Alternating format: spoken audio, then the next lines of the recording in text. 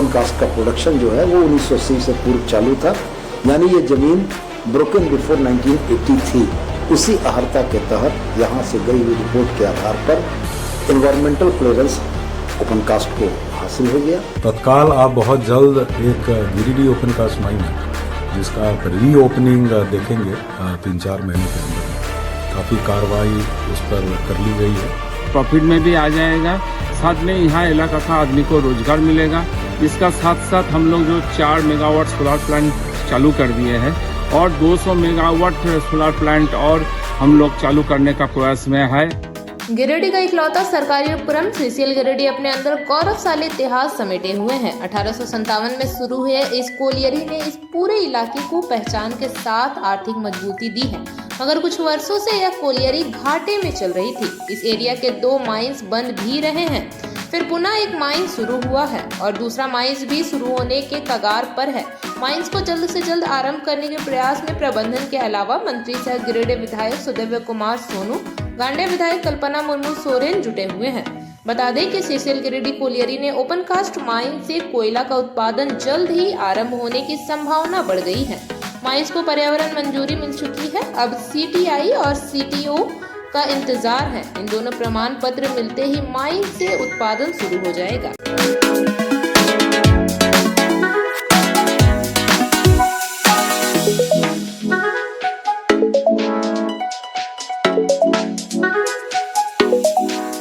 अब open cast mines के reopening से व्यवहार और रोजगार के नए द्वार खुलेंगे। इस बाबत मंत्री सुदेव्य कुमार ने बताया कि माइंस को आरंभ करने का प्रयास निरंतर चल रहा था। इसे लेकर 3 माह पूर्व से ही जिला स्तर की उच्च स्तरीय बैठक कराई गई थी, जिसमें मंत्री के अलावा गांडेय विधायक कल्पना सोरेन, डीसी नमन प्रियेश लकड़ा, जिला तथा सीसीएल प्रबंधन के अधिकारी मौजूद थे। उन्होंने कहा कि पूरी उम्मीद है फरवरी में दोनों प्रमाण पत्र मिल जाएगा, जिससे फरवरी माह से ही उत्पादन शुरू हो सके। इस दिशा में हम सभी गंभीर है। आज से लगभग 3 महीना पहले एक जिला स्तर की उच्च स्तरीय बैठक हम लोगों ने कराई थी, जिसमें मैं स्वयं था, गांडेय विधायक श्रीमती कल्पना मुर्मू सोरेन जी भी थी, जिले के तमाम वरिष्ठ प्रशासनिक पदाधिकारी थी, डीसी साहब, एसी साहब, डीएफओ साहब, सीसीएल के तमाम वरीय पदाधिकारियों के बीच हम लोगों ने बैठकर इस बात की सहमति निकाली थी कि तकनीकी अड़चनों के चलते जो ओपन कास्ट का उत्पादन बाधित है, इसको सीधा किया जाए। ऑनरेबल सुप्रीम कोर्ट की गाइडलाइन थी कि कोई भी वन भूमि, चाहे वो वन भूमि हो चाहे डीम्ड फॉरेस्ट हो, जे हो, अगर 1980 के बिफोर ब्रोकन है तो वैसी स्थिति में उसके ऊपर forest conservation act FCA attacked नहीं होता है।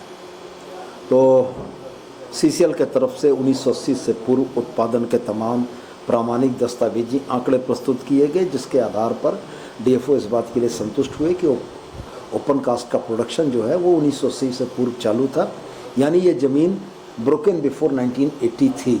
उसी अहर्ता के तहत यहाँ से गई हुई रिपोर्ट के आधार पर एनवायरमेंटल क्लियरेंस ओपन कास्ट को हासिल हो गया। वहीं सीसीएल के सीएमडी ने कहा कि गिरिडीह सीसीएल का सिरमौर है और यहाँ के इतिहास के लिए गौरव है। उन्होंने कहा कि उत्पादन लक्ष्यों को पूरा करने के लिए हम प्रतिबद्ध है और कब्रिबाद माइंस के बाद अब ओपन कास्ट माइंस भी जल्द खुलने की दिशा में हम सभी आगे बढ़ रहे हैं। वाला समय गिरिडीह के लिए कैसा रहेगा, क्योंकि जिस टाइप से अभी एक कब्रिबाद माइन चल रहा है उसमें 3.6 मिलियन टन का ये रिजर्व बचा था माइनेबल, जो इस साल 0.6 मिलियन उससे निकल जाएगा, टारगेट पूरा कर लेगा। तो फिर 3 मिलियन ही बचता है और यदि इसी रेट से चलेगा तो 5 साल में यहाँ वो कब्रिबाद माइन का पूरा प्रॉपर्टी एग्जॉस्ट हो जाएगा। सो एक नीड है कि इतना पुराना और इतना रेप्यूटेड इंस्टॉलेशन जो सीसीएल का है, और ये गिरिडीह एरिया जो बहुत पहले से सीसीएल का सिरमौर रहा है, तो उसको और आगे कैसे कंटिन्यू किया जाए उस पर चर्चाएं हुई। तत्काल आप बहुत जल्द एक गिरिडीह ओपन कास्ट माइन है जिसका आप रीओपनिंग देखेंगे 3-4 महीने के अंदर में। काफ़ी कार्रवाई उस पर कर ली गई है। अब कुछ और स्टैट्यूटरी परमिशंस हैं जिसको लेना है, वो भी बहुत जल्दी आ जाएगा।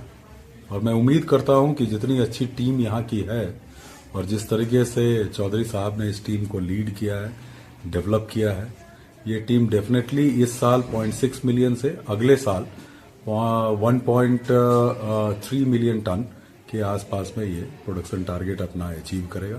वहीं महाप्रबंधक ने कहा कि हम सभी के प्रयास का यह परिणाम है। मंत्री सुदेव कुमार गांडे, विधायक कल्पना सोरेन, उपायुक्त, कर्मचारी, अधिकारी, पुलिस प्रशासन, यूनियन नेता, आमजनों का सहयोग है।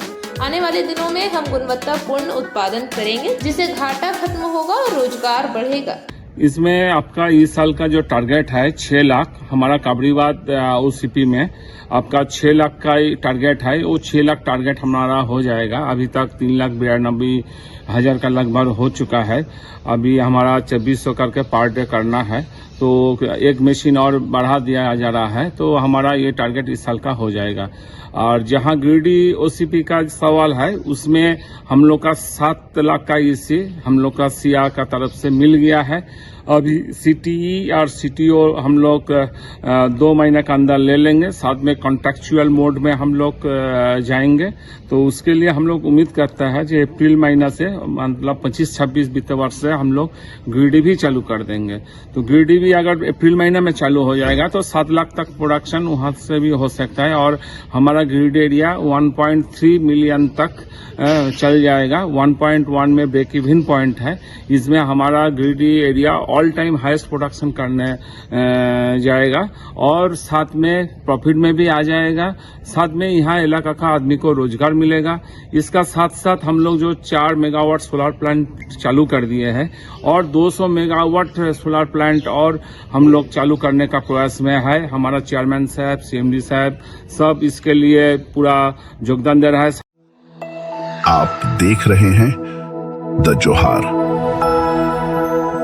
जुबां पर जोहार, दिल में झारखंड।